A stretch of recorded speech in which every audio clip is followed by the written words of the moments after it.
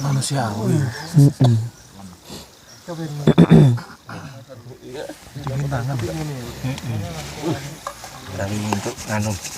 Bismillahirrahmanirrahim. Assalamualaikum warahmatullahi wabarakatuh. Waalaikumsalam warahmatullahi wabarakatuh. Innal hamdalillah nahmaduhu wa nasta'inuhu wa nastaghfiruhu wa na'udzu billahi min shururi anfusina wa min sayyiati a'malina. Man yahdihillahu fala mudhillalah wa may yudlil fala hadiyalah.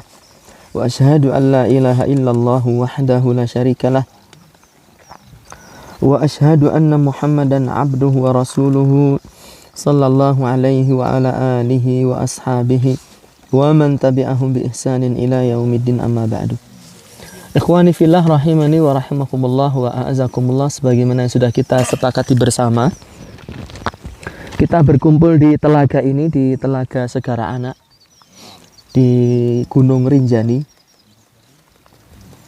Mana ini, Lombok, Nusa Tenggara Barat nih, untuk bersama-sama belajar. Dan ini adalah daurah sesi yang ketiga. Setelah yang pertama kita mengaji di Selat Madura. Apa judulnya kemarin, Selat Madura kemarin? Ada yang ingat nggak? Zikir Apa? Hukum-hukum laut di dalam fikih Islam. Kok gerak-gerak gitu. Kemudian sesi yang kedua di Sembalun, eksistensi kopi di dalam literatur Islam. Setelah itu kita mendaki Gunung Rinjani sampai ke Palawangan ya. Ada yang sampai ke puncak, ada yang di bawah letter E. Saya qadarullah sampai letter E ya, sudah terkewer-kewer. Lalu turun, kita menuruni tebing Palawangan sampai ke telaga ini, alhamdulillah. Dan di kesempatan pagi ini kita akan membawakan pengajian berjudul Kutunggu Engkau di Telaga. Siapa yang mengatakan kutunggu engkau di telaga? Yaitu Nabi Shallallahu Alaihi Wasallam. Nabi Shallallahu Alaihi Wasallam menyatakan dalam hadis yang sahih, kutunggu engkau di telaga. Dan teman-teman yang datang duluan di telaga ini, mereka juga mengatakan kepada teman-teman yang lain, kutunggu kalian di telaga. Yang perlu kita ketahui yang pertama adalah akidah Islam itu, keyakinan Islam itu dibangun di atas prinsip-prinsip yang utama. Jadi kalau teman-teman ingin belajar akidah itu harus struktural. Jangan ngawur, jangan awur-awuran dalam belajar Islam. Tetapi harus memahami pondasi-pondasi akidah itu. Apa yang menjadi pondasi akidah itu? Silahkan teman-teman membaca kitab-kitab akidah yang ditulis oleh para ulama kita, rahmatullah alaihim ajma'in, ya, ulama ahli sunnati wal jamaah. Maka seluruh kitab tadi akan memuat pondasi-pondasi akidah yang sama. Meskipun ditulis oleh ulama yang berbeda, dari rentang masa yang berbeda, dari negara dan benua yang berbeda-beda, tetapi tatkala manhaj, metodologi mereka di dalam beragama itu sama, menghasilkan akidah dan prinsip-prinsip akidah yang sama. Barang siapa menyelisihi prinsip akidah ini, berarti dia telah melakukan penyimpangan, memiliki akidah yang menyimpang. Sampai-sampai Imam Al-Lalaka'i rahimahullahu ta'ala menulis kitab judulnya Syarah Usul I'tiqad Ahli Sunnati wal Jamaah. Berisi akidahnya sekitar 500 imam-imam Ahli Sunnati wal Jamaah. Sejak dari sahabat, tabi'in, atba'ut tabi'in, sampai para ulama, ya, para pemuka ahli sunnah di zaman beliau hidup. Gitu. Bayangkan dulu belum ada teknologi, belum ada internet, belum ada sarana komunikasi. Mereka berasal dari benua yang berbeda-beda, ya, dari tahun dan zaman yang berbeda-beda, tidak hidup sezaman. 500 para sahabat, para tabi'in atau ba'ut tabi'in, para imam-imam sunnah, termasuk Imam Bukhari, Imam Muslim, Sufyan Ats-Tsauri, Ali Al-Madini, itu seluruhnya memiliki pondasi akidah yang sama. Maka kalau kita ingin selamat, ikutilah akidah mereka. Akidah yang terambil dari Al-Quran, dari sunnah Rasulullah SAW, dan ijma' kesepakatan para ulama ahli sunnah. Nah, di antara pondasi akidah itu adalah kepercayaan, keimanan terhadap Al-Haud, yaitu telaga Nabi SAW. Bahwasanya nanti akhirat sana Nabi itu akan diberikan satu telaga yang teramat sangat luas. Nggih. Panjangnya itu sepanjang 1 bulan perjalanan, lebarnya juga sepanjang 1 bulan perjalanan. Jadi bentuknya apa ini? Persegi panjang, segitiga apa? Persegi. Ya, persegi. Segi 4 sama sisi.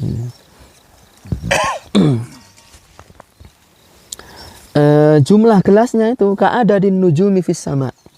Jumlah gelasnya itu sejumlah bintang-bintang di langit, enggak kehitung. Kemudian airnya ahla minal asal wa abyadu minal laban. Air telaganya itu lebih lezat daripada madu, lebih putih daripada susu. Man syariba minha syarbatan, barang siapa meminum 1 teguk dari telaga Nabi itu, lam yadma' ba'daha abadan. Dia tidak akan pernah kehausan selama-lamanya. Gitu. Jadi orang yang mendatangi Nabi nanti di akhirat, kemudian ditunggu oleh Nabi di telaga itu, dia minum 1 teguk air telaga itu, dia tidak akan pernah haus selama-lamanya. Maknanya apa? Dia masuk neraka tidak? Tidak, karena dia tidak akan pernah kehausan selama-lamanya, selama tinggal rasa haus itu. Dan dalil berkaitan dengan telaga ini sangat banyak dari Al-Qur'an, dari hadis, di antaranya surat apa? Surat apa? Al-Kautsar. Inna a'tainakal kautsar. Fasalli li rabbika wanhar. Inna syani'aka huwal abtar. Karena Nabi itu pernah dihina oleh orang-orang kafir Quraisy, nggak punya anak laki. Jadi dia terpotong nasabnya. Kata Allah Subhanahu wa taala, "Inna a'tainakal kautsar." Kami menganugerahkan kepada engkau kebaikan yang sangat banyak sekali. Fasalli li rabbika, maka tegakkan salat untuk Tuhanmu, wanhar, dan berkurbanlah. Inna syani'aka huwal abtar. Sesungguhnya orang yang menghina engkau, merekalah orang yang terputus dari rahmat Allah Subhanahu wa ta'ala. Sebagian ulama menafsirkan Al-Kautsar itu adalah Al-Haud, yaitu telaga Nabi sallallahu alaihi wasallam. Adapun di antara ulama yang menyatakan bahwa hadis tentang telaga Nabi itu mencapai derajat mutawatir. Mutawatir itu adalah tingkatan hadis yang paling tinggi.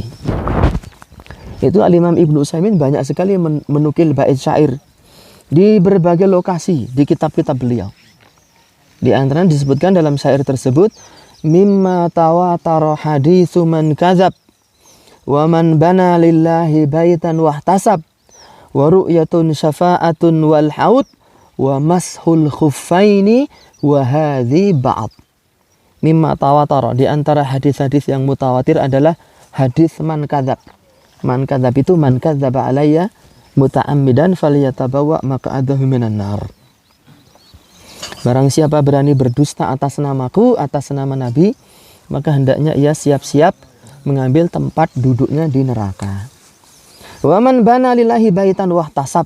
Kemudian di antara hadis mutawatir juga adalah barang siapa membangun rumah Allah dan berharap pahala, banallahu lahu baitan fil jannah, maka Allah akan membangunkan bagi dia istana di surga. Nggak harus modali masjid utuh loh. Kalau ada pengumuman kerja bakti ngecor masjid, mari kita ikut. Kita akan dibangunkan istana di surga oleh Allah Subhanahu wa taala. Masjid apapun itu, selama itu masjid kaum muslimin, yang tidak dipakai untuk kesyirikan, tidak dipakai untuk kebid'ahan. Mereka butuh tenaga kita. Ayo kita bantu. Mosok sampai ke telaga Nabi, gotong semen sak ember nggak kuat. Itu untuk kebaikan kita. Itu hadisnya mutawatir. Wa ru'yatun syafa'atun wal haud, dan hadis tentang ru'yah, bahwasanya Allah bisa dilihat di akhirat. Innakum satarawna rabbakum kama tarawnal qamara lailatal badri. Kelak kalian akan melihat Tuhan kalian ya sebagaimana purnama dilihat di saat tanggal 15. La tudammuna fi ru'yatih. Kalian tidak akan berdesak-desaan saat melihat Allah Ta'ala. Ini hadis mutawatir ini. Syafa'atun, hadis tentang syafaat. Ya, syafaat Nabi banyak. Di antaranya adalah syafaatul uzma, kelak di padang mahsyar saat orang seluruh dunia berbondong-bondong kehausan, kesusahan, matahari didekatkan. Mereka minta syafaat, dimintakan syafaat kepada Nabi Adam. Nabi Adam tidak bisa. Saya itu orang yang terusir dari surga, saya nggak bisa kasih syafaat. Datang kepada Nabi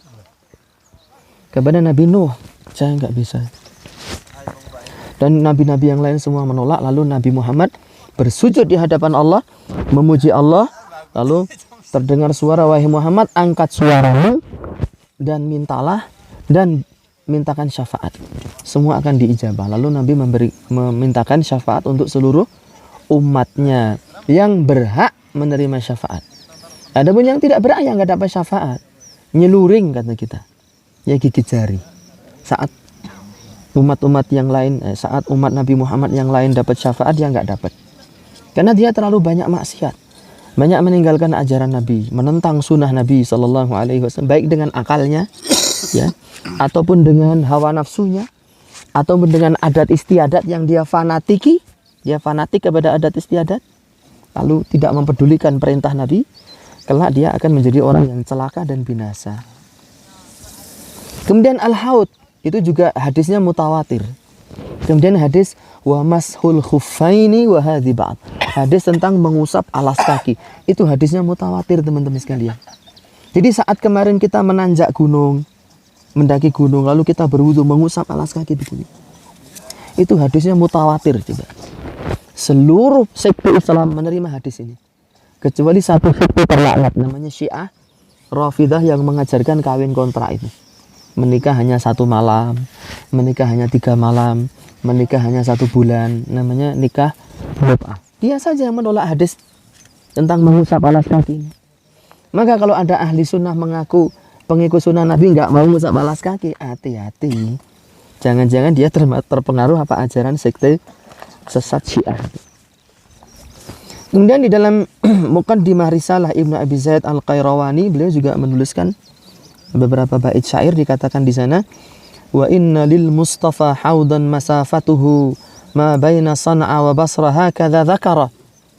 Sesungguhnya Nabi Al-Mustafa memiliki satu telaga yang jaraknya itu antara San'a dengan Basra. Demikian beliau menyebutkan.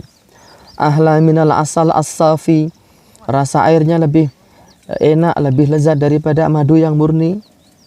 Kemarin kata Pak sopir, kalau madu murni itu digandeng ya, kalau madu tidak murni itu ditenteng, kata beliau. Madzaqatuhu, rasanya. Wa inna kizanuhu mithlun nujumi tara, dan jumlah gelasnya itu sejumlah bintang-bintang di langit. Ini yang pertama yang harus kita fahami dari pembahasan kita ini. Kemudian berikutnya saya akan membacakan hadis tentang Al-Kautsar tadi. Hadis tentang Al-Kautsar. Setelah kita beriman bahwasanya Nabi Shallallahu Alaihi Wasallam itu memiliki telaga, ya, kita harus meyakini bagaimana nanti prosesi manusia itu mendatangi telaga tersebut, dan bahwasanya Nabi Shallallahu Alaihi Wasallam berjanji menunggu kita kelak di tepi telaga itu. An Sahl bin Sa'din qala, dari sahabat Sahal bin Sa'ad, dia berkata, qala Nabi sallallahu alaihi wasallam, Nabi sallallahu alaihi wasallam bersabda, ini sesungguhnya aku faratukum, menunggu kalian, alal haudi, di telaga. Kata Nabi, sesungguhnya aku kelak akan menunggu kalian di telaga, wahai umatku. Man marra alayya syariba, barang siapa bisa melewati aku, dia akan meminum air telaga tersebut. Dia akan meminum air telaga tersebut. Wa man syariba, dan barang siapa meminum air telagaku, lam yadma abadan, dia tidak akan pernah haus selama-lamanya. La yaridanna alayya aqwamun, ini yang horor, ini yang menakutkan. La yaridanna, dan kelak akan datang, alayya, kepadaku, aqwamun, banyak kaum, akan datang kepadaku banyak kaum. A'rifuhum, aku mengenal mereka. Wa ya'rifunani, dan mereka juga mengenal aku. Berarti kaum ini siapa ini? Umatnya Nabi. umatnya Nabi Shallallahu Alaihi Wasallam, umat Islam, orang-orang Islam akan datang kepadaku beberapa kaum, mereka mengenal aku dan aku mengenal mereka. Tsumma yuhalu baini wa bainahum. Ketika sudah dekat, aku dan mereka tiba-tiba dihalangi. Mereka tidak bisa mendatangi aku. Ya, tidak bisa mendatangi diriku. Fa'akulu, kemudian aku mengatakan, innahum minni. Wahai Allah, sesungguhnya mereka itu bagian dari aku. Kaum-kaum ini mereka adalah umatku. Kenapa mereka dihalangi datang ke sini? Itu fayuqalu, dikatakan kepada Nabi sallallahu alaihi wasallam, innaka la tadri ma ahdatsu ba'daka.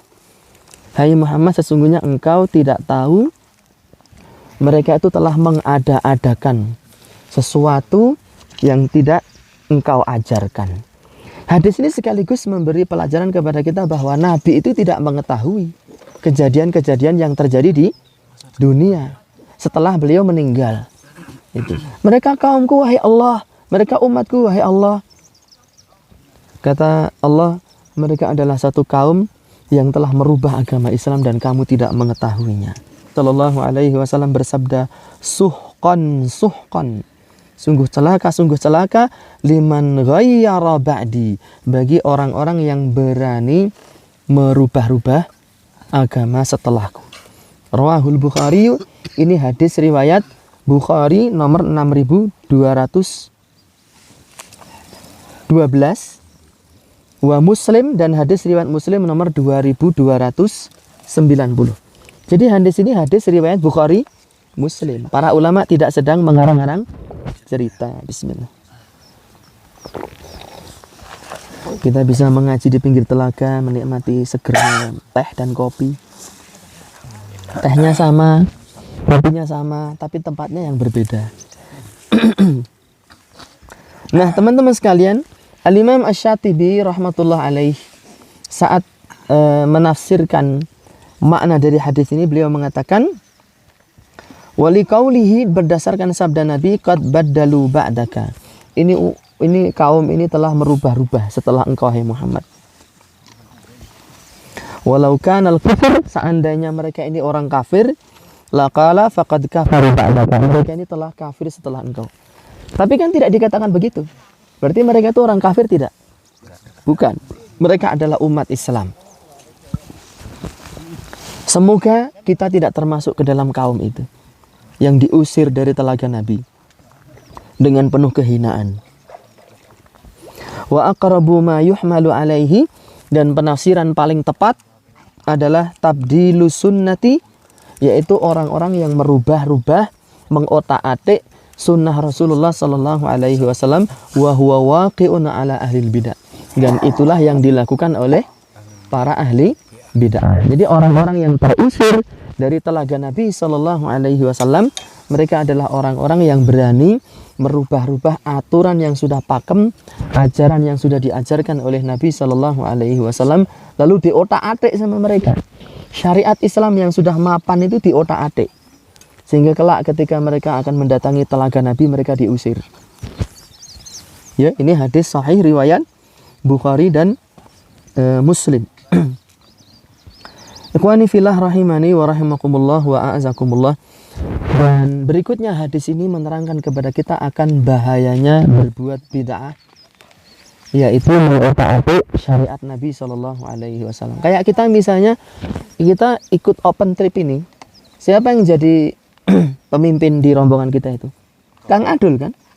Kang Adul itu sudah membuat skenario. Nanti jam ini kita ke sana, jam sana ini kita sini, kita makan ini, kita begini. Kita harus ngikut aturan itu. Ketika ada yang tidak ngikut, berarti dia sudah merubah-rubah aturan seenak udele dewi. Tidak mau mengikut aturan yang tetapkan oleh Kang Adul. Demikian kita hidup di dunia. Kita numpang di buminya Allah Subhanahu wa taala, di kolong langit. Maka kita harus mengikuti aturan Allah, mengikuti ajaran Rasulullah sallallahu alaihi wasallam. Jangan diotak-atik ajaran Nabi. Saat kita mengotak-atik, saat itulah kita telah melakukan apa? Kebid'ahan. Dan kita terancam kelak akan diusir dari telaga Nabi Shallallahu Alaihi Wasallam. Nah, berikutnya saya akan menjelaskan tentang apa itu makna bid'ah. Bid'ah itu secara bahasa artinya sesuatu yang baru. Sesuatu yang baru secara bahasa. Jadi kayak kamera ini bid'ah tidak? Bid'ah secara bahasa. Kaos ini bid'ah secara bahasa. Mobil bid'ah. Bahkan kita ini dari ujung rambut sampai ujung kaki bid'ah secara bahasa. Tapi bid'ah secara bahasa ini boleh, nggak ada kaitannya dengan agama. Ini banyak orang gagal paham. Nuwun sewu ya, maaf ini. Sampai dai kelas nasional, kelas internasional gagal memahami istilah bid'ah ini. Wah, apa-apa kok nggak boleh, apa-apa kok nggak boleh. Berarti kamu naik haji naik onta saja. Dia nggak ngerti apa definisi bid'ah. Bid'ah itu khusus dalam masalah ritual agama. Kalau masalah dunia, Nabi bersabda, antum a'lamu bi umuri dunyakum. Kalian jauh lebih ngerti urusan dunia kalian. Ini kamera, pesawat terbang, kaos, tumbler. Kecuali Bang Benny, dia nggak mau. Dia tetap mau pakai kayu. Dia nggak mau pakai cangkir enamel, keramik ya. Karena dia mempertahankan tradisi Eropa ini ya. Ini tradisi Eropa. Boleh nggak? Boleh, dia urusan dunia saja. Tetapi mana dalilnya kalau bid'ah itu secara bahasa itu sesuatu? Nabi mengatakan ma kuntu bid'an minar rusuli. Aku bukanlah sesuatu yang baru di kalangan para rasul. Maknanya sebelum Nabi diutus itu sudah ada rasul-rasul yang lain. Gitu. Cuma masalahnya banyak kaum muslimin itu akalnya sudah tertutup, tidak mau membuka diri, tidak mau belajar. Dia taunya semuanya segala sesuatu yang baru itu disebut dengan bid'ah. Jadi Wahabi itu orang goblok. Ya, kalau begitu Wahabi jangan pakai kamera, jangan pakai bis, jangan pakai tenda dum. Ya. Itu nuwun sewu ya. Karena mereka nggak ngerti. Mereka terlalu apatis. Ya, terlalu jumud, menutup diri dari ilmu. Padahal ilmu itu kan dia tidak mengenal kejumudan. Asalkan ada dalil datang kita wajib tunduk. Itu Nabi sudah mengatakan, kalian lebih tahu urusan dunia kalian. Bebas urusan dunia itu. Selama tidak dilarang. Hukum asal urusan dunia itu boleh. Kecuali yang dilarang. Tapi kalau hukum asal urusan agama semua terlarang. Kecuali yang diperintahkan. Itu kaidah itu. Harus kita pahami. Kalau urusan ibadah nggak boleh kita ibadah. Melakukan ibadah sujud nggak boleh. Kecuali ada perintahnya. Kalau ada perintahnya, kita sujud. Tapi kalau urusan dunia, semuanya boleh. Mana dalilnya? Huwallazi khalaqalakum ma fil ardi jami'ah. Allah yang menciptakan semua yang ada di muka bumi untuk kalian. Silahkan dinikmati. Silahkan dipakai. Kecuali yang dilarang. Kayak babi, zina, main kartu judi. Itu urusan dunia. Hukum asalnya boleh. Tapi karena ada larangan, menjadi tidak boleh. Nah, bid'ah itu secara istilah itu didefinisikan oleh Imam Asy-Syatibi ibaratun satu ibarat, satu ungkapan antariqatin fid dini, tentang metodologi beragama. Jadi bid'ah itu urusannya urusan agama. Kalau bukan urusan agama, bukan masuk kategori bid'ah secara syar'i. Ibaratun antariqatin fid dini mukhtara'ah, yang ditemukan, yang diada-adakan. Urusan agama, ritual agama yang diada-adakan. Maknanya apa?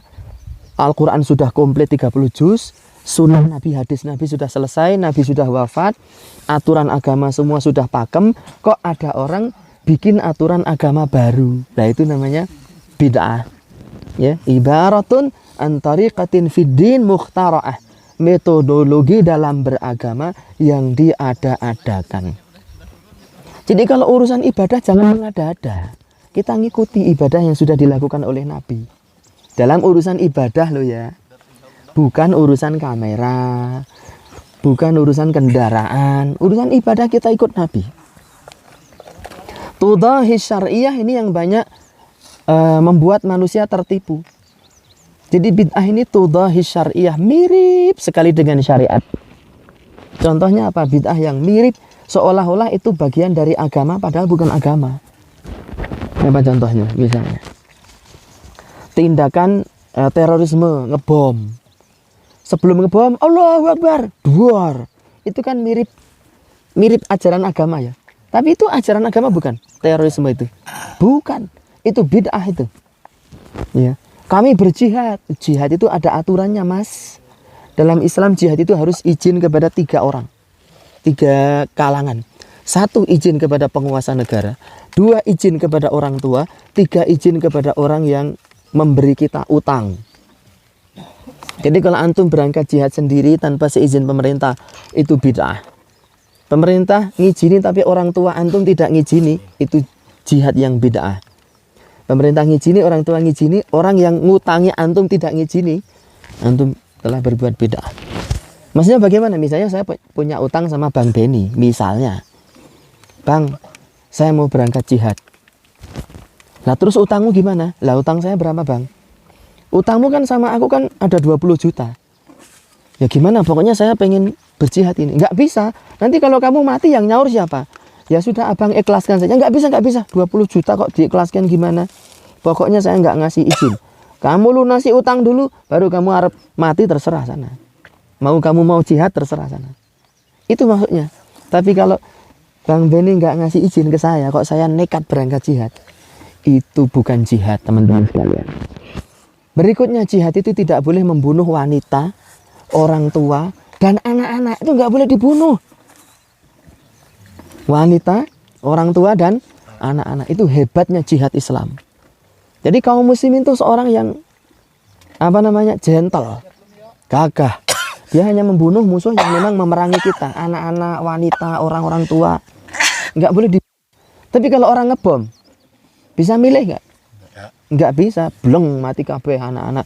Bahkan sebagian pelaku bom itu adalah para wanita. Naudzubillah. Itu bukan jihad, itu bid'ah dalam agama.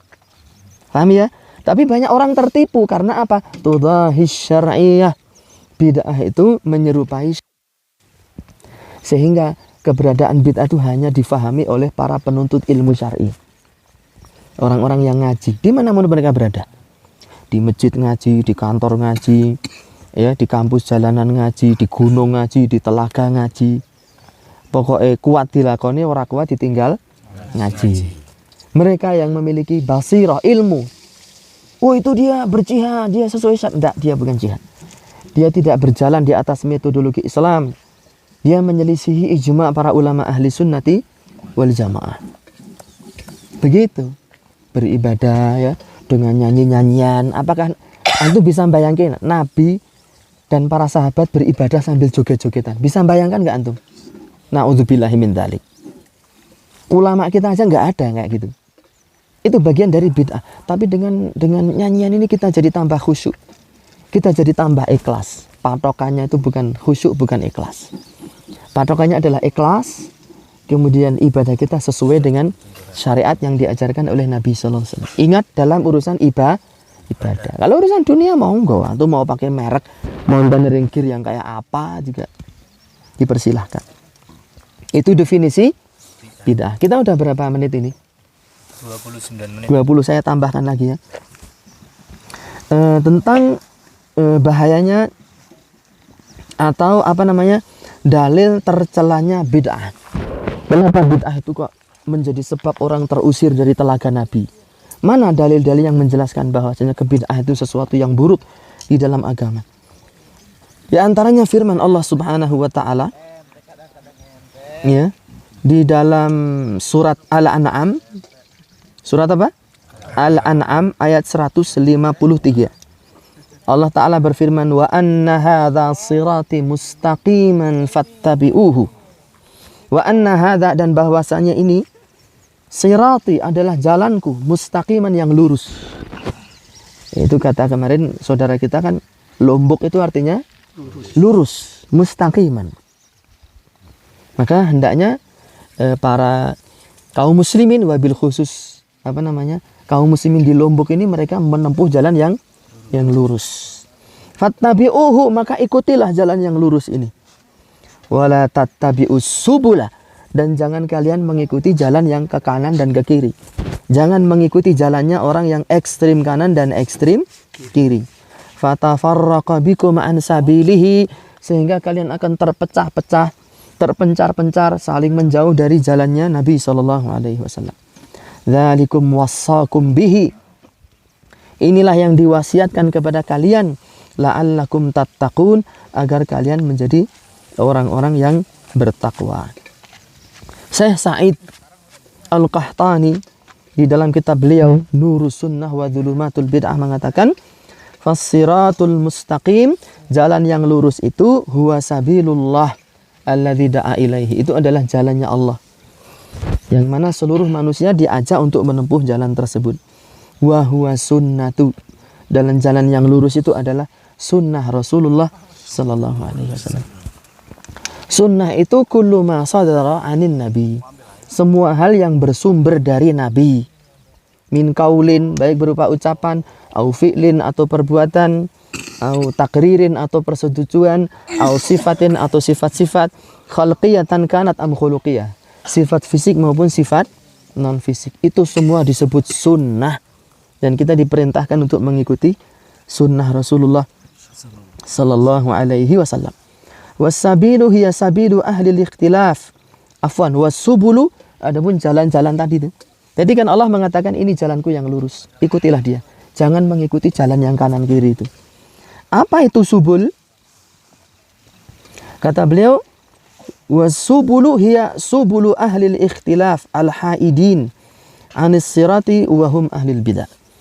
Yaitu jalannya orang-orang yang suka menyimpang keluar dari jalan yang lurus, yaitu jalannya para pelaku kebid'ahan. Fahadhil ayatu, maka ayat ini tashmalun nahya, mengandung larangan, an jami'i turuqi ahlil bid'ah, dari larangan dari mengikuti jalan-jalannya para pelaku kebid'ahan. Siapa mereka? Mereka umat Islam. Terus sikap kita kepada para ahli bid'ah bagaimana? Orang-orang yang melakukan kebid'ahan. Orang yang melakukan kebid'ahan itu ada dua secara umum, ya. Mereka sudah tahu tapi tetap ngeyel, atau mereka orang-orang awam yang nggak tahu apa-apa. Maka bagi orang yang nggak tahu ini, kita harus berkasih sayang kepada mereka. Kita gandeng, kita kasih tahu dengan lemah lembut, kita kasih hadiah. Ya, makanya kita kemarin membagi-bagikan buku apa? Bekal religi seorang pendaki. Itu sebagai bentuk kasih sayang kita kepada umat Islam. Wabil khusus kepada saudara-saudara kita para pendaki gunung yang keberadaan mereka itu kusur, ya, teramat sangat banyak. Hampir setiap gunung itu nggak pernah sepi loh. Apalagi hari-hari tertentu sampai macet cet gitu ya. Itu apa namanya, dalil yang menerangkan buruknya kebid'ahan dan jeleknya perbuatan bid'ah tersebut. Berikutnya sabda Nabi Sallallahu Alaihi Wasallam di dalam khutbatul hajah yang sangat terkenal sekali. Wa iyyakum wa muhdatsatil umur. Hati-hatilah kalian, jauhilah oleh kalian perkara-perkara yang baru dalam agama. Fa inna kulla muhdatsatin bid'atun, karena setiap perkara-perkara yang baru dalam agama itu disebut dengan bid'ah. Wa kulla bid'atin dhalalatun, dan setiap yang bid'ah itu mesti sasar, mesti sesat. Dalilnya mana? Tadi dia mengikuti jalan ekstrim kanan, ekstrim kiri, tidak mengikuti jalan yang lurus. Maka setiap bid'ah itu mesti akan nyasar ke kanan, nyasar ke kiri. Wa kullu dhalalatin finnar, dan setiap yang tersesat itu ujungnya mesti akan menuju ke neraka. Kecuali kalau dia sampai di tengah jalan, ada orang memberitahu, kemudian hatinya tunduk kepada dalil, dia kembali lagi ke jalan yang lurus, dia selamat. Gitu. Tetapi tidak boleh bagi kita memvonis orang-orang seluruhnya, orang Islam ya, yang terjerumus kepada kebid'ahan, dia mesti masuk neraka. Tidak boleh. Karena kita tidak akan tahu akhir dari kehidupan seseorang. Bisa jadi dia sebelum meninggal dunia dia bertaubat lalu diampuni oleh Allah dan dia masuk ke dalam surga. Belum tentu juga kita yang sudah ngaji, mengetahui sunnah ini akan masuk surga. Belum tentu. Ya, bisa jadi sebelum mati, ya, Allah Subhanahu wa taala palingkan keimanan kita, lalu kita bergabung ke dalam kelompok-kelompok ahli bid'ah, membela orang-orang kafir, lalu kita mati dalam keadaan kekafiran. Bisa jadi nggak? Bisa. Maka kita tidak boleh mengklaim saya lah ahli surga, kamu ahli neraka. Karena keadaan itu bisa berbalik. Iman itu tidak ada yang tahu. Hari ini kita beriman, mungkin besok kita tidak beriman, atau tahun depan, atau 10 tahun berikutnya. Ya. Dan terutama kepada para pemuda, ya, para pemuda yang nasya'a fi ta'atillah, tumbuh di atas ketaatan kepada Allah, mereka akan dinaungi. Karena para pemuda ini godaannya besar sekali. Badannya masih kuat, ya, fisiknya masih jos, nggak pernah sekalipun merasakan sakit. Belum pernah dicokot asu, belum pernah digigit asam urat. Gitu. Gimana sih sakitnya asam urat itu? Belum pernah diopnam di rumah sakit, sehingga seolah-olah, wah, saya akan seperti ini terus-terusan, saya akan bersenang-senang terus. Ya, para pemuda. Apalagi para pemuda itu lebih mudah digelincirkan oleh setan. Makanya antum lihat di masjid-masjid isinya pemuda apa penua? Penua, orang-orang jalannya sudah deyek-deyek. Para pemuda kemana? Wallahu ta'ala alam. Ya di mall, di jalanan, ya dugem, ya narkoba, khomer. Tidak pernah ada pikiran sama sekali mempelajari agama Allah. Dan bisa jadi itu menjerumuskan mereka ke dalam kekufuran, yaitu kufrul i'rad. Berikutnya, setelah kita memahami definisi bid'ah, kemudian dalil-dalil tercelanya bid'ah, kita juga harus memahami syarat diterimanya amal seseorang. Syarat diterimanya amal ibadah seseorang. Kenapa kita harus dalam hidup kita yang singkat ini, kenapa tidak kita habiskan saja untuk bersenang-senang? Yang penting kita menikah, bekerja, punya anak, ya, kemudian mati, selesai. Kenapa kita harus memperhatikan syarat diterimanya amal? Ya, karena itu menentukan bejo cilakanya menungso. Beruntung dan celakanya manusia kelak di akhirat. Di dalam Al-Quran Allah Subhanahu wa ta'ala memberitakan tentang keberadaan orang-orang yang rajin melakukan ibadah tapi dia masuk neraka. Siapa yang tahu ayatnya? Ayatnya pendek sekali. Amilatun nasibah tasla naran hamiyah. Dia lelah, letih, ya, melakukan amal ibadah. Apakah itu dia sangka jihad? Apakah dia sangka zikir? Apakah dia sangka itu sholat? Apakah dia sangka itu iman? Dia menyangkanya itu sebagai jihad, menyangkanya sebagai zikir, menyangkanya sebagai puasa, menyangkanya sebagai sebuah keimanan. Tasla naron hamiyah. Tapi kalau di akhirat dia masuk ke dalam neraka yang menyala-nyala. Kok dia sangka itu sholat? Dia misalnya melakukan sholat tetapi hanya karena pekewo sama mertua. Pak sholat apa? Pekewo mertua, aku harus dikukup Pak masuk sholat. Kalau ora dikukup, nah aku dadi woh gitu. Ini dia capek melakukan sholat tapi nggak dapat apa-apa.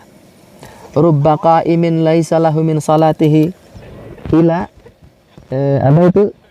sahar. Berapa banyak orang yang sholat nggak dapat apa-apa dari sholatnya kecuali lelah dan letih. Wa rubba sha'imin, berapa banyak orang puasa laisa lahu min siyamihi ila ju' wal atas, tidak mendapatkan apa-apa dari puasanya kecuali lapar dan haus. Seperti orang puasa pati geni, puasa ngerowot, dikiranya ibadah.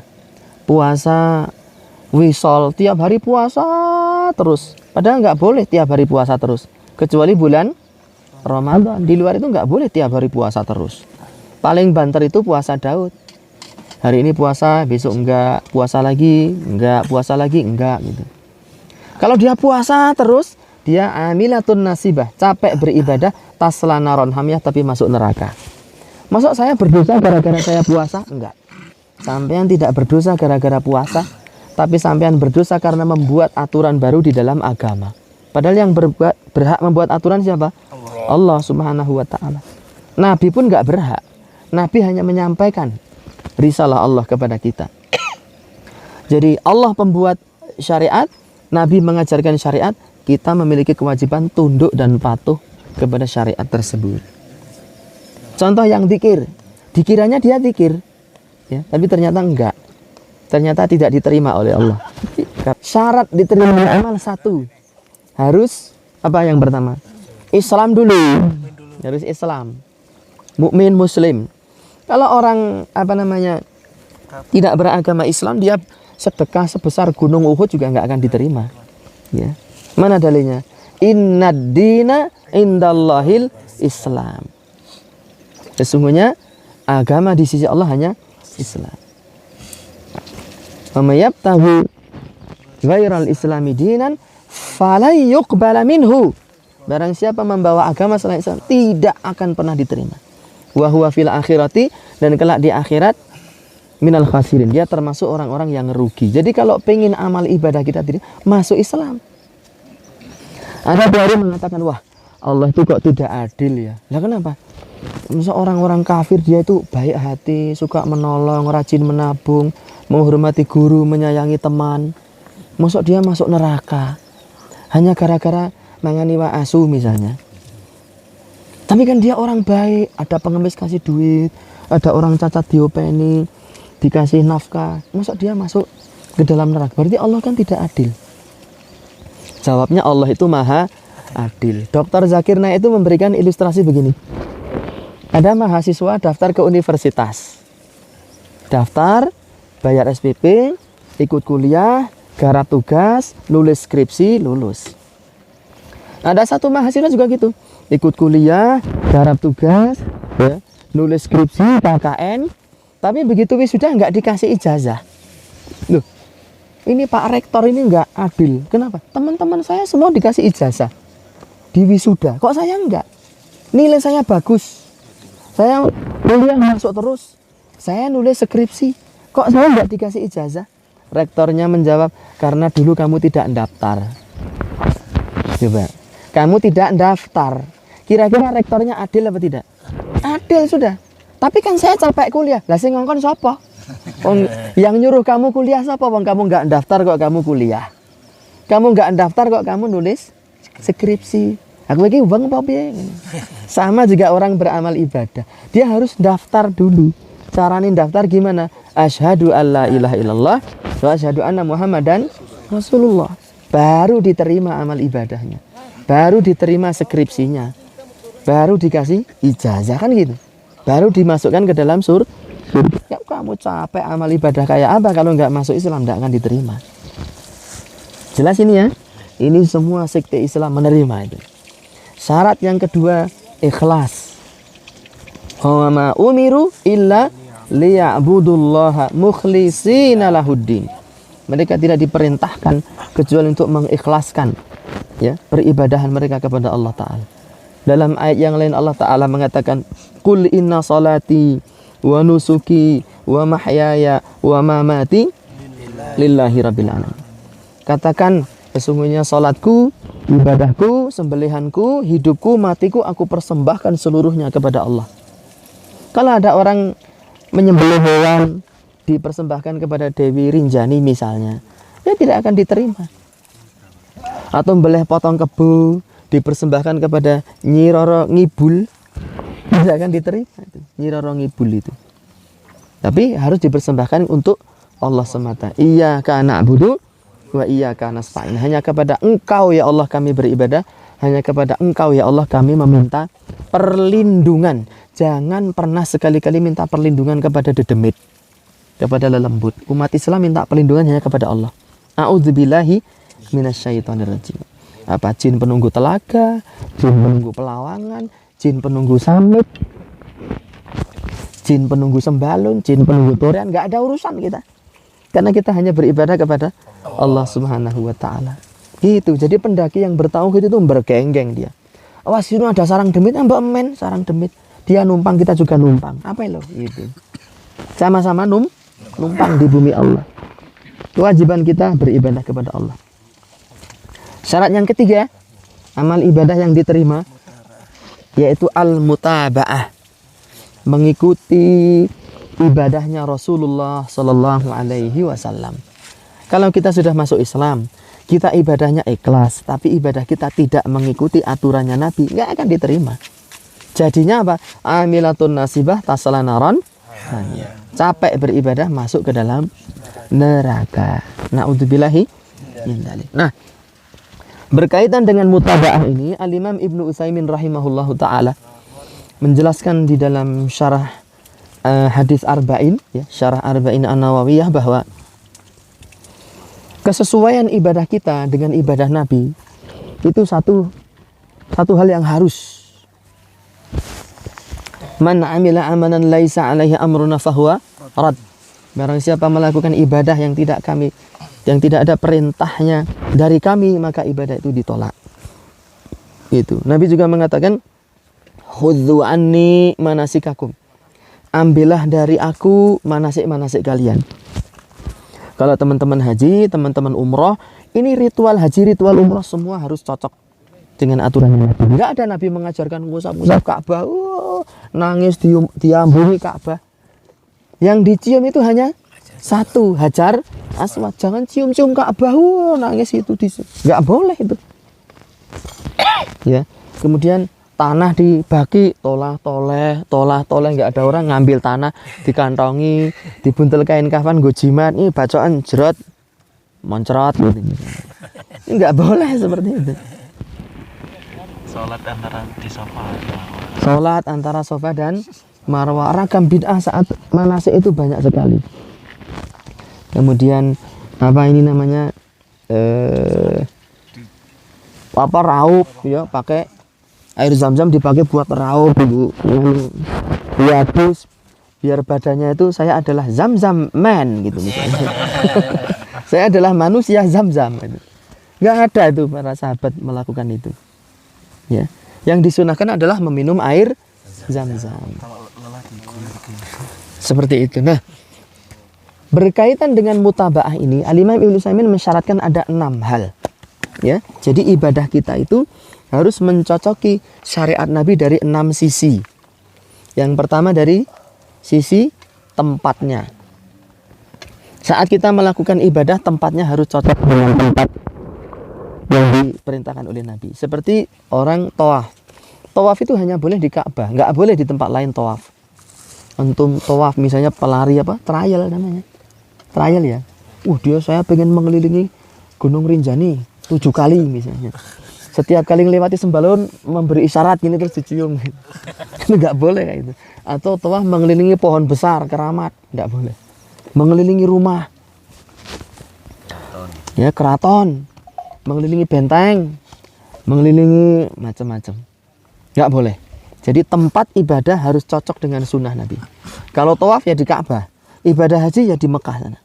Yang kedua, mencocoki sunnah Nabi dari sisi waktunya. Dari sisi waktu. Kalau buka itu setelah matahari tenggelam. Nanti aja saya nunggu bintang gemintang bermunculan supaya yakin kalau ini sudah malam. Bid'ah itu puasanya dia. Puasanya bid'ah dan tidak diterima. Ya, sebagian sekte Syiah melakukan itu. Dia tidak mau berbuka puasa kecuali setelah melihat bintang di langit itu. Baru dia mau berbuka. Itu puasa bid'ah. Syekhul Islam menjelaskan buka puasa itu boleh setelah bulatan matahari ini. Bulatan mataharinya itu sudah tenggelam. Dan kita bisa mengeceknya saat kita di laut. Kalau sudah tenggelam, selem, meskipun ada semburat sinar matahari yang ke atas, itu sudah masuk maghrib. Kita sudah boleh makan. Dan disarankan bagi orang yang azan, minum dulu. Iya. Jangan acara buka puasa dia azan, temennya dia tolak-tolak, hayalah sholah gitu. Itu azannya jadi nggak khusyuk kan. Dia minum dulu biar hilang rasa haus, baru kemudian azannya bisa khusyuk. Tempat dan waktu. Yang ketiga kaifiyah, tata cara ini. Zikir itu dengan dengan sir secara asal. Kecuali zikir setelah sholat kadang-kadang itu dibaca jahar, itu sunnah. Jadi kadang-kadang teman-teman menjaharkan itu, tapi tidak jama'i ya, sendiri-sendiri. Astagfirullah, astagfirullah, astagfirullah. Allahumma antas salam, minkas salam, tabarakta ya dzal jalali wal ikram. Gitu. Subhanallah, subhanallah, subhanallah. Itu sunnah teman-teman. Ya. Jadi tata cara ibadah kita harus cocok dengan tata cara ibadahnya Nabi Sallallahu Alaihi Wasallam. Hatta ngangkat tangan itu loh. Dalam berdoa ngangkat tangan dulu, diterangkan oleh para ulama. Sejajar pundak atau sejajar telinga, atau begini, punggung menghadap ke kiblat atau sejajar telinga. Itu namanya doaul masalah. Ya, bukan doanya begini sambil goyang-goyang begini.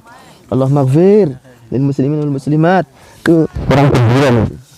Ya, bukan orang berdoa sesuai dengan sunnah Rasulullah sallallahu alaihi wasallam. Apalagi pakai goyang-goyang.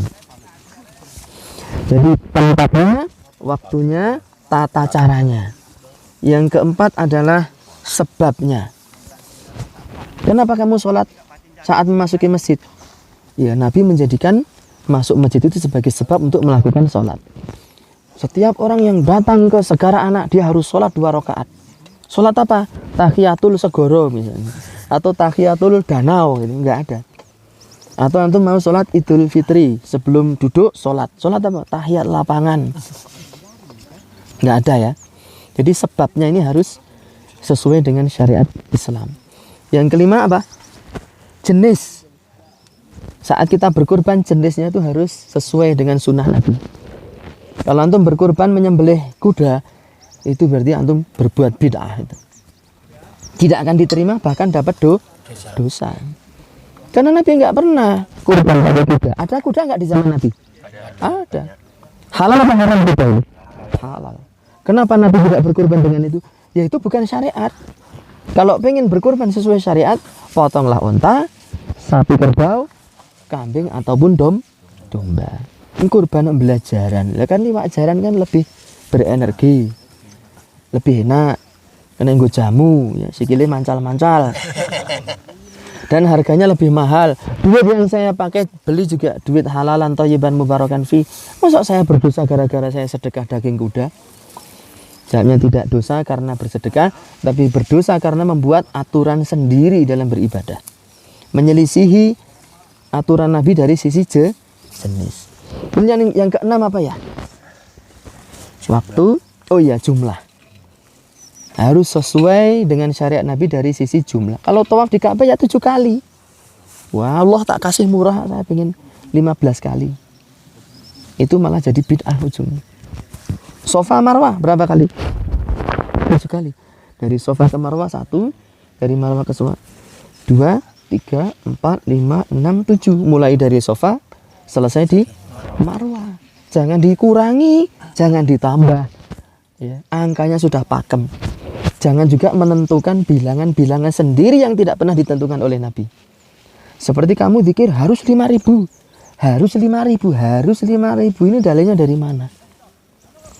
Bilangan maksimal yang ditentukan oleh Nabi itu 100, teman-teman sekalian.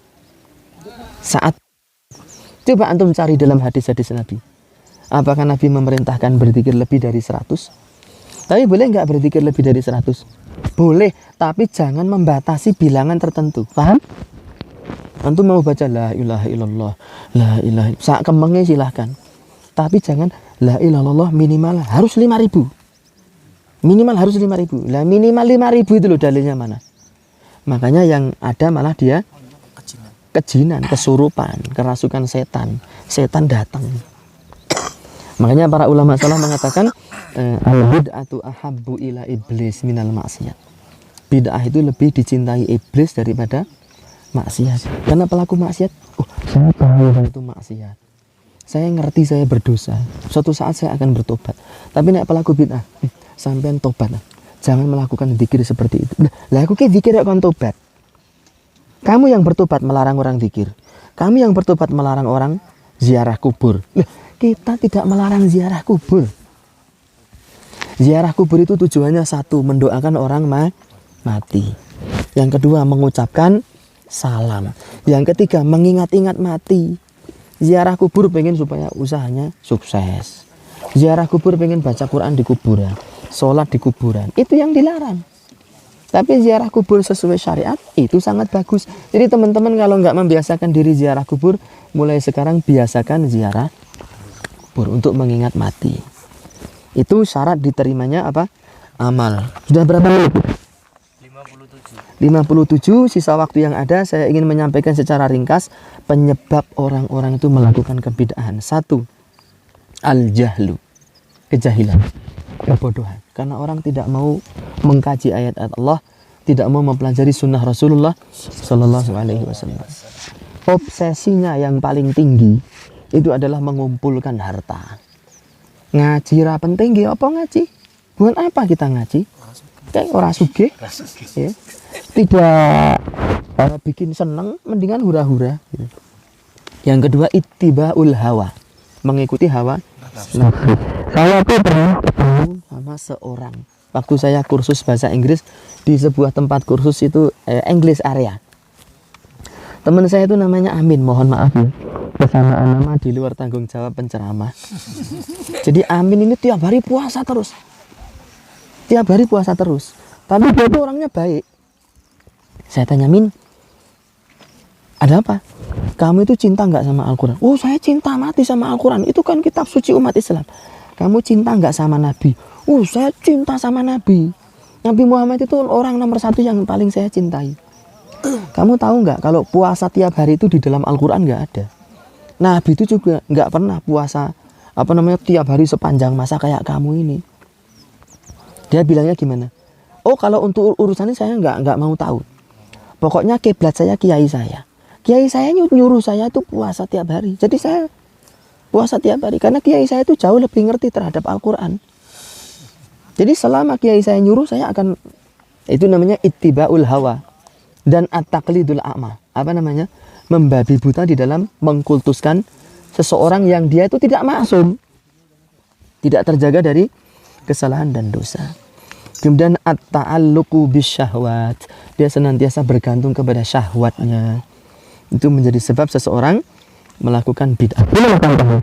Orang yang suka berzina, ketemu orang Syiah, nikah mut'ah boleh? Boleh, itu amal ibadah, amal soleh. Seneng nggak? Seneng. Seneng loh. Waduh, kamu nikahi, aku akan menikahi kamu dengan mahar 100.000 selama 3 hari.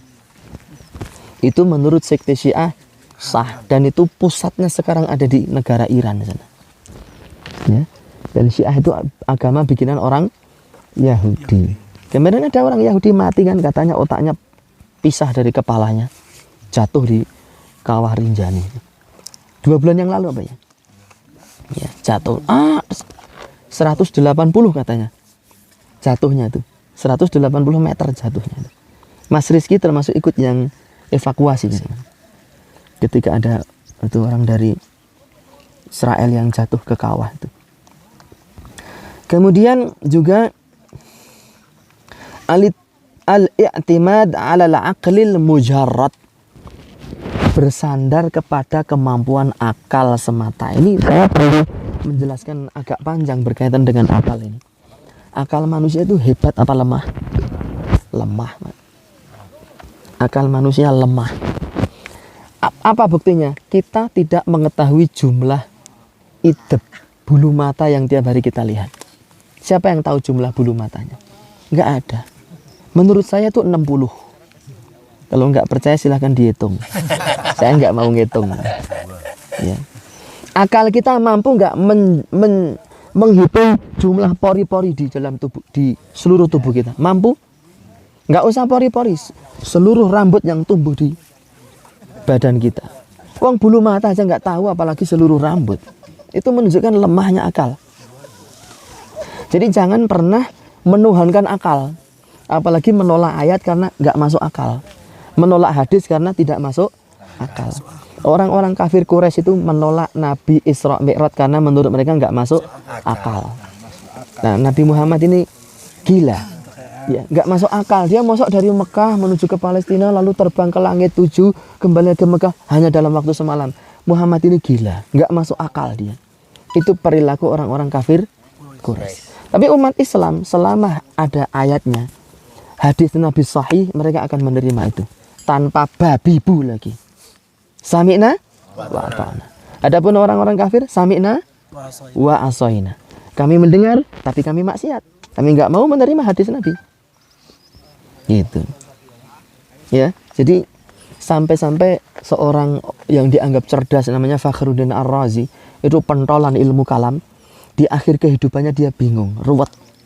Dia membuat syair, nihayatu iqdamil uquli iqalu wa ghayatu sa'yil alamina dhalalu wa arwahuna fi wahsyatin min jusumina wa hasilu dunyana adza wa balu wa lam nastafid min bahthina tula umrina siwa an jama'na fihi qila wa qalu.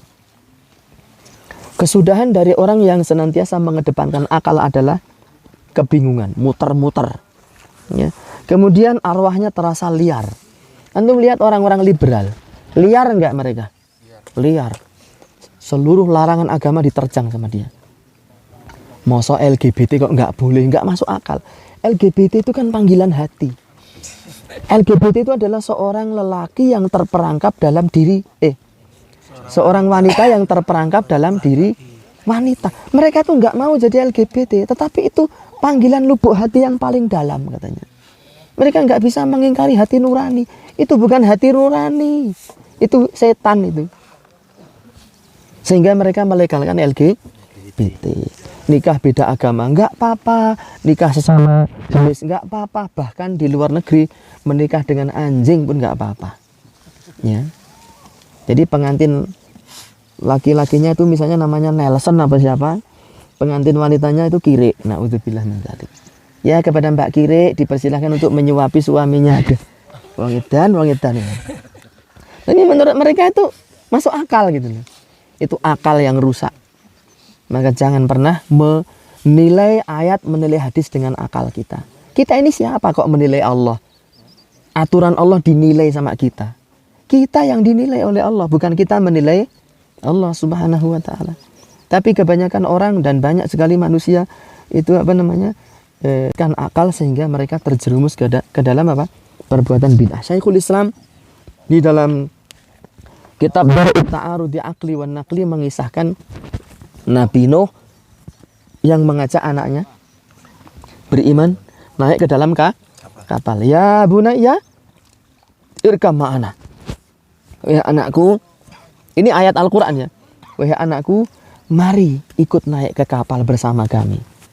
Ini panggilan wahyu. Ini syariat Allah. Wahai anakku, mari beriman, kamu naik kapal bersama kami supaya selamat.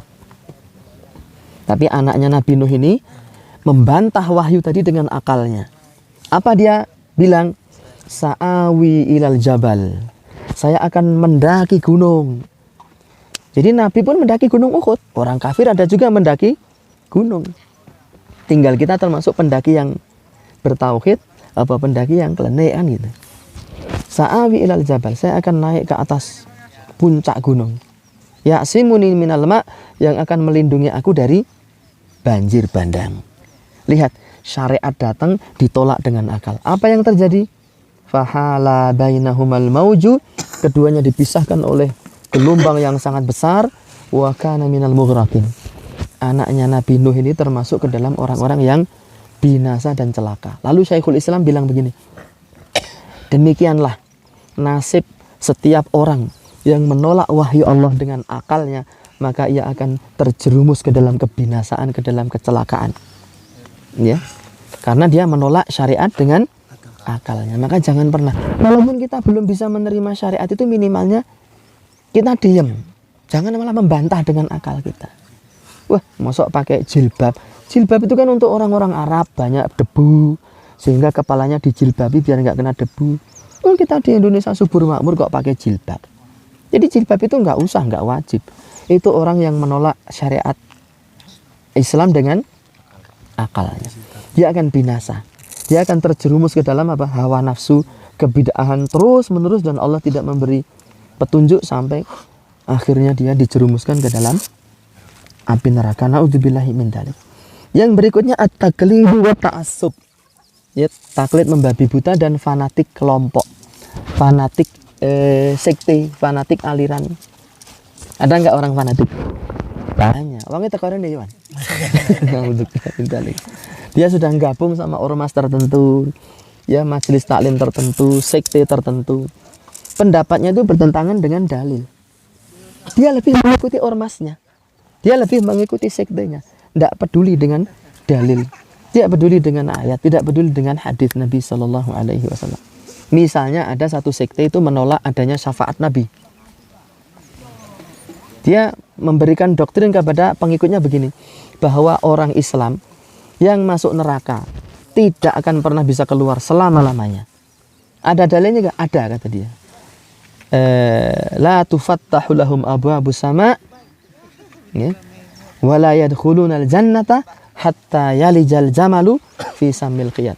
Ahli neraka itu tidak akan dibukakan bagi mereka pintu langit, dan mereka tidak akan pernah bisa masuk surga sampai ada onta masuk ke lubang jarum. Sehingga sekte ini memiliki keyakinan bahwa ahli neraka itu tidak akan bisa masuk surga selama-lamanya. Selama-lamanya. Terus bagaimana dengan syafaat Nabi? Ada orang masuk neraka diberi syafaat lalu dia dientaskan, dimasukkan ke dalam surga. Enggak peduli, itu kan hadis. Sedangkan ini kan ayat.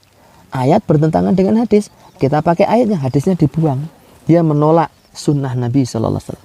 Dia menuduh seolah-olah ada pertentangan antara hadis dengan ayat. Padahal nggak mungkin ada, wong ayat itu asalnya dari Allah, hadis juga asalnya dari Allah Subhanahu wa Ta'ala. Nah begitu. Kenapa? Ya karena dia ta'assub dengan kelompoknya. Enggak. Menurut kelompok saya, orang masuk neraka tidak akan bisa keluar selama-lamanya. Dan antara hadis dan ayat itu tidak bertentangan. Di dalam tafsir At-Tabari, Jabir bin Abdullah sahabat Nabi memberi pengajian. Lalu mengatakan orang Islam yang masuk neraka itu nanti bisa keluar kalau dosa-dosanya sudah disucikan. Ada orang datang lelaki, wahai sahabat Muhammad, teori yang kamu ajarkan ini kalau ditimbang dengan ayat Al-Quran, gimana? Ayat yang mana, kata beliau? Ayat ini, sampai ada unta masuk ke lubang jarum. Apa kata Jabir? Baca ayat sebelumnya, baca ayat setelahnya. Ayat itu turun untuk orang-orang kafir, turun untuk Yahudi dan Nasrani. Orang kafir kalau masuk neraka tidak akan dibukakan pintu langit, tidak akan pernah bisa masuk surga. Sampai ada unta masuk lubang jarum, itu khusus untuk orang kafir. Kenapa kamu tembakkan ada orang Islam? Itu pangkal kesesatan. Dan yang disayangkan, sekte ini sampai sekarang masih ada. Ya, khawatirnya kelak mereka akan diusir kalau tidak bertaubat dari pemikirannya tersebut, diusir dari telaga Nabi Shallallahu Alaihi Wasallam. Meskipun kita sendiri juga tidak ada jaminan kelak kita tidak akan diusir, tetapi setidaknya kita mengetahui informasi ini sebagai bentuk motivasi agar kita lebih rajin mengkaji sunnah-sunnah Rasulullah Shallallahu Alaihi Wasallam, beriman, mengamalkan dan mendakwahkannya kepada orang-orang di sekitar kita, kemudian meminta istiqomah, meminta eksis kepada Allah Subhanahu wa Ta'ala agar kita kelak dimatikan, dicabut roh kita, dicabut nyawa kita dalam keadaan kita itu berpegang teguh kepada sunnah Rasulullah Sallallahu Alaihi Wasallam, dan kita akan mendatangi Nabi Sallallahu Alaihi Wasallam kelak di telaga beliau, lalu diizinkan untuk meminum air tersebut sehingga kita terhindarkan dari rasa haus selama-lamanya. Amin ya rabbal alamin. Demikian saja teman-teman materi pengajian yang bisa saya sampaikan pada kesempatan pagi hari ini. Terima kasih sebesar-besarnya saya ucapkan kepada teman-teman yang telah ikut program Volcano Ngaji ke-7 di Gunung Rinjani ini. Terima kasih juga kepada Aliman TV yang ikut merekam pengajian ini, ya, meskipun reporternya agak tele-tele juga. Yang semua kita tele-tele ya. Kemudian kepada LGR ya, Los Gak Rewel, kepada apalagi Gendis ya. Nah, ini Gendis Mitra Selaras. Kemudian ada Zen Cars, jual beli mobil bekas. Ada pusatlaundry.com. Ada apa ini? Apa ini? Aparel. HDMR Aparel. Ada apa iki? Ikimayu Homestay. Ada Tasnim. Ada Astaga Stiker. Mifilfil Warung Jurang. A3 Property. Aviato Gria Lele. Ada Alifah Hone. Shelter Garut. Fitrah Kebab dan semua kalangan yang ikut mensukseskan terlaksananya Volcano Ngaji di Gunung Rinjani. Kutunggu engkau di telaga. Semoga Allah Subhanahu wa Ta'ala membalas kebaikan antum semua dengan kebaikan pula dan mengganjar surga. Terima kasih juga kepada tim Shelter Garut ya, para porter, Pak Dokter dan tim medis yang ikut mengawal kita sampai di titik ini. Insya Allah nanti sampai di Torian juga. Semoga Allah Subhanahu wa Ta'ala senantiasa menganugerahkan kesehatan, keistiqomahan, rezeki yang barokah. Ya, cukup buat beli rumah. Ya, ada sisanya buat beli sawah sama ziarah Mekah Madinah. Ya Alamin wa sallallahu ala nabiyina Muhammadin wa alihi wa sahbihi wa sallam wa akhiru da'wana. Alhamdulillah. rabbil alamin. Wassalamualaikum warahmatullahi wabarakatuh. Waalaikumsalam warahmatullahi wabarakatuh. Ada seperti ya? Oh.